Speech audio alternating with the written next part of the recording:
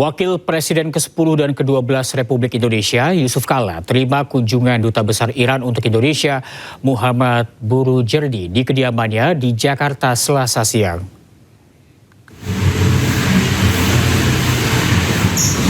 Pertemuan keduanya membahas perkembangan situasi terkini di Iran, serta kemungkinan peran Indonesia dalam mendorong penyelesaian konflik. Selain itu, dalam diskusi tersebut, Iran harap dukungan dari umat Islam termasuk Indonesia. Yusuf Kala tegaskan masyarakat dan pemerintah Indonesia pada prinsipnya mendukung upaya perdamaian. Situasi yang terakhir yang terjadi di Iran dan juga perlawanan daripada rakyat Iran dan korban yang dicapai baik kebanyakan sipil yang seperti anak sekolah dan sebagainya, dan tentunya mengharapkan dukungan umat Islam. Dan saya sampaikan bahwa kita semua umat Islam di Indonesia dan pemerintah Indonesia itu mendukung malah Presiden Prabowo, yaitu siap untuk menjadi penengah dalam konflik ini. Dan itu juga akan kita bicarakan dalam secara keseluruhan dengan pemerintah mengenai hal itu. Dan bersejarah yang berada di tengah kota Iran.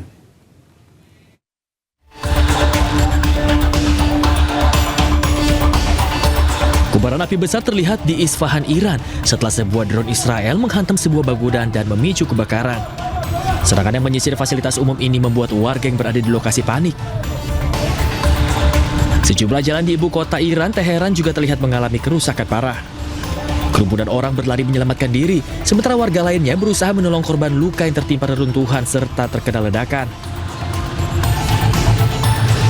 Pecahan kaca dan kantong-kantong jenazah menghiasi sejumlah jalan kota Teheran.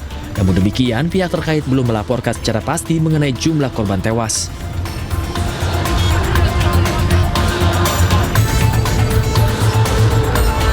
Serangan Zionis Israel dan Amerika juga mengakibatkan kerusakan pada Istana Golestan yang bersejarah di Teheran. Kerusakan terjadi akibat dampak dari ledakan rudal-rudal dan drone yang menyasar wilayah Teheran.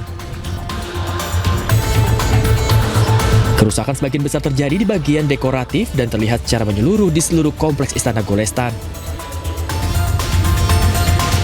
Istana Golestan sendiri merupakan salah satu situs warisan budaya di Iran yang terletak di pusat Teheran dan terdaftar sebagai situs warisan dunia UNESCO. Presiden Prabowo Subianto mengundang mantan presiden dan wakil presiden ke istana kemarin. Namun Presiden kelima Megawati Soekarno Putri tidak terlihat dalam pertemuan tersebut.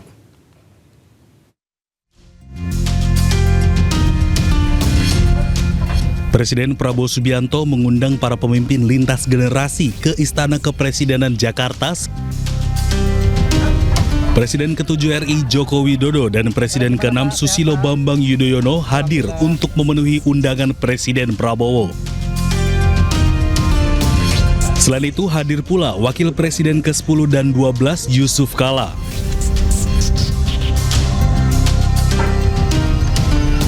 Namun Presiden kelima Megawati Soekarno Putri tidak terlihat di istana. Menurut Sekretaris Kabinet Teddy Indrawijaya, pertemuan ini membahas sejumlah isu termasuk geopolitik. Selain mengundang Presiden dan Wakil Presiden terdahulu, hadir pula sejumlah Menteri Kabinet Merah Putih serta sejumlah ketua partai politik, termasuk anggota Kabinet Merah Putih. Menteri Luar Negeri Sugiono menyatakan pertemuan Presiden Prabowo bersama sejumlah ketua partai politik, mantan presiden serta mantan wakil presiden fokus pada mitigasi dampak ekonomi akibat konflik Timur Tengah.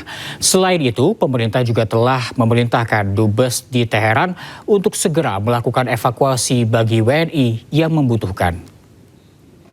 Tadi seperti yang sudah juga disampaikan, Bapak Presiden menyampaikan beberapa hal terkait perkembangan situasi baik global maupun domestik selama beberapa waktu belakangan ini, termasuk juga situasi terakhir yang kita ketahui bersama sedang berkembang di Timur Tengah.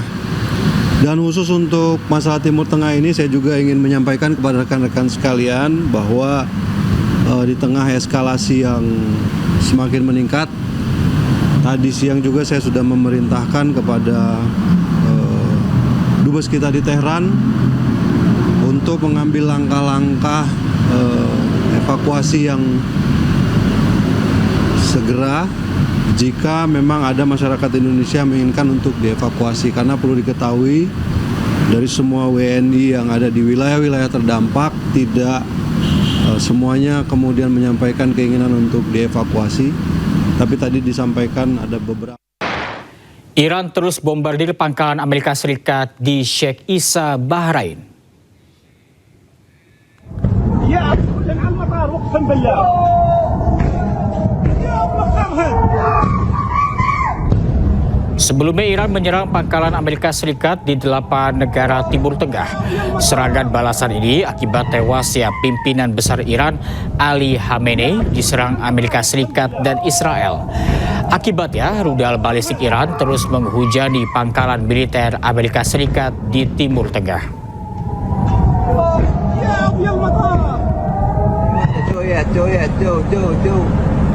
Sebuah drone serang kilang minyak di Fujairah, Uni Emirat Arab dan Oman.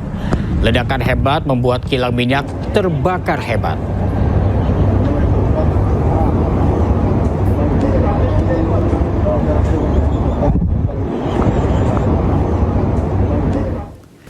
Anda masih bersama saya Jen Cahyani di iNews Siang segmen khusus Cahaya Ramadan.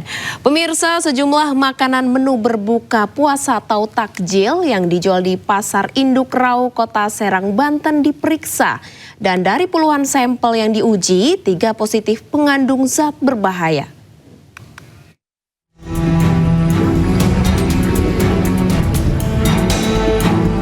Petugas gabungan mengambil sampel secara acak terhadap berbagai jenis makanan yang dijual di Pasar Induk Rau. Total sebanyak 33 sampel diuji, diantaranya tahu, cincau, sotong, bakso, jajanan anak, dan produk lainnya. Hasil pemeriksaan menunjukkan mie kuning positif mengandung formalin, teri Medan positif formalin, serta kerupuk melarat positif mengandung rodamin B. Balai Besar Pengawas Obat dan Makanan Serang menegaskan, bahan berbahaya tidak boleh digunakan dalam makanan karena dapat memicu berbagai gangguan kesehatan.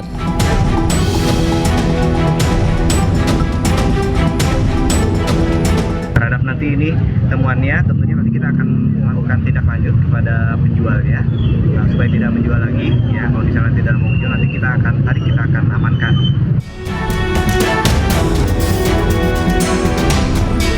Sementara di Bandung Barat, Jawa Barat, Balai Besar Pengawas Obat dan Makanan memeriksa takjil di kawasan Lembang yang dijual pedagang. Sejumlah makanan seperti cilor, bakso goreng, tahu, cakwe, dan minuman es buah dibeli dari pedagang untuk diuji. Dari ke-14 sampel takjil, semua dalam kategori layak dikonsumsi dan tidak ditemukan bahan berbahaya seperti formalin, boraks, rodamin B, dan metanyl yellow.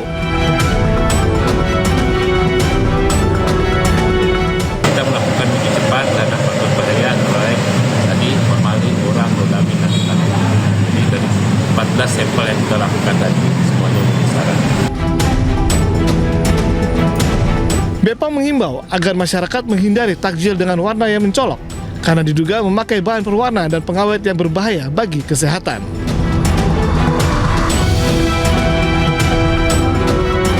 Dari Bandung Barat, Jawa Barat, dan Serang, Banten, Yuwono Wahyu dan Mahesa Apriyandi, iNews melaporkan. Bulan suci Ramadan identik dengan aneka hidangan manis saat berbuka puasa. Di balik manisnya sajian berbuka, ada perjuangan perajin gula aren yang tetap setia menjaga api tungku meski penjualan tak selalu meningkat di bulan suci Ramadan.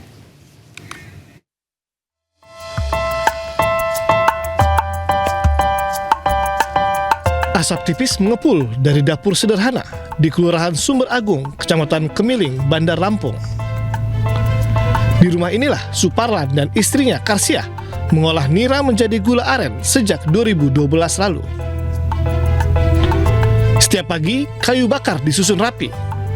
Nira dituang ke dalam kuali besar. Api dijaga agar tetap stabil. Selama 5 hingga 6 jam, Karsia terus mengaduk cairan coklat itu hingga mengental.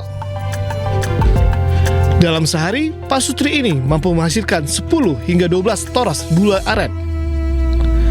Satu toros berisi 10 keping dan dijual seharga Rp30.000. Namun tahun ini, penjualan terasa biasa saja, tidak ada lonjakan yang signifikan.